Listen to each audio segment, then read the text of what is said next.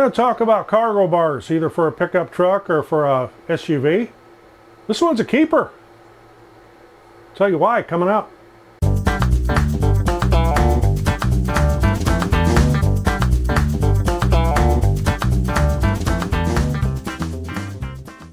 I'm Roger, welcome to the shop, and I want to talk about your cargo bars. You use them in the back of a pickup truck to keep your cargo from moving around, or you could also use them in the back of an SUV.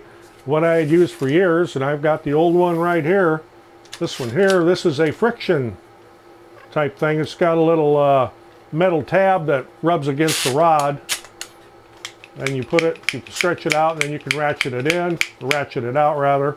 It's got a little lever in the back to release it, bring it back in. Problem is, if it gets wet, it won't hold. If you have very much of a load or anything, it won't hold. It does slip, and it's always drove me nuts. So when I got the new truck here, I decided it was time to also upgrade my cargo bars. So I did a little searching around and kind of looked at some reviews and read things, and this is not sponsored because I bought these. Found some here, they're called Keeper. They're ratcheting. And yeah, there it is. It's Keeper right there. So how this works, got a little lever here you can pull up. You can then extend your bar to where you want it. Then you can ratchet this out, like so. It's got positive teeth here, so it's a little cog runs in these grooves, so it's not going to slip. Then when you want to release it, pull this lever up part way, hold this little thing back, and you can shove it back in.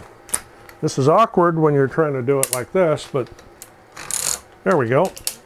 And then this locks out of place. You pull this little lever up right here, and the handle retracts back and it's out of the way.